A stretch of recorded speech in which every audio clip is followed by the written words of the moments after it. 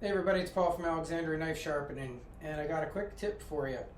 So, if you accidentally cut one of your belts, not all the way through, but if you've ever, I've had it where I accidentally got a slice in one, don't throw that belt out. Or some of your worn belts, don't throw them out. Here's a cool thing you can try.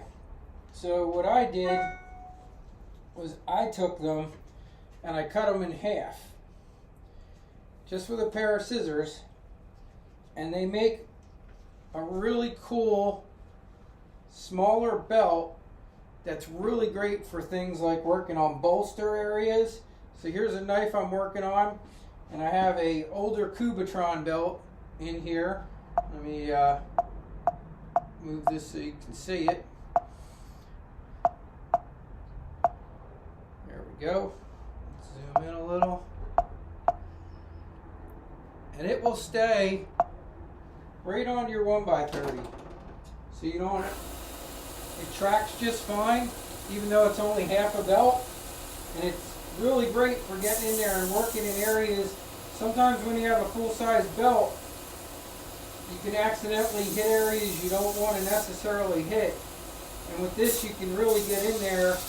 The other thing these work good on the Trizec belts, if you cut them in half, and I've even cut them even smaller, they actually work well for doing serrations.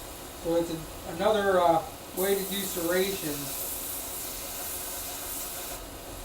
So I thought you guys might appreciate that.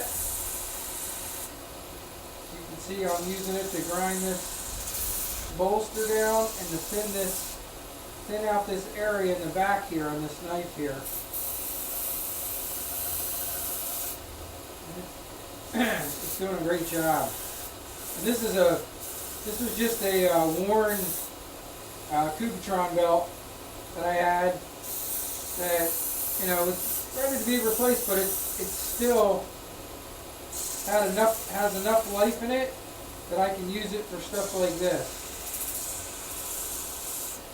And another quick tip before you go, here's one more. If you do actually cut a belt all the way through, now I wouldn't do this for a big machine, but if you cut like one of your 1x30 belts, which will happen, you can make it into a smaller belt for something like a Ken Onion.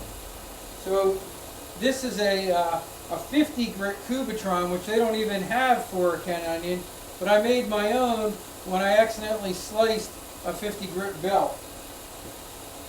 And I'll put a link into a video on how to join these together. Now, like I said, warning, it's a safety thing. On a Ken Onion, you're not going to get hurt doing something like this, but I wouldn't, if you accidentally cut a bigger machine like a 2x42 or something bigger, I wouldn't even probably try and glue a 1x30 back together.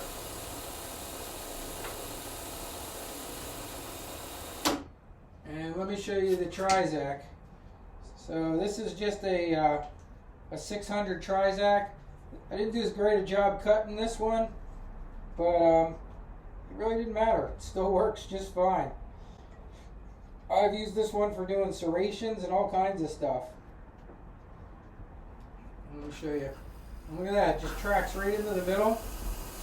And there we go. There's the Trizec.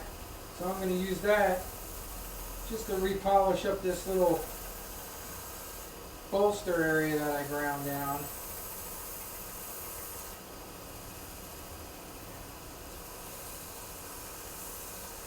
Now a lot of times I'll use dental abrasives. You guys know I'm a big fan of those 3M dental abrasives.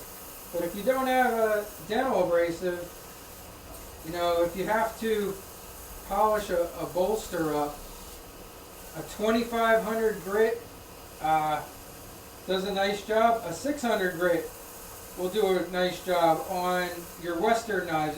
As long as it's nothing you're not mirror finishing. I only use a 220 grit dental abrasive to polish bolsters. So a 600, this is a 600 Trizec, will do a really nice job. You can see, you guys see that? Doing a nice job of repolishing that bolster area that I ground down just to, it was a little long on this knife. This knife needed quite a bit of work.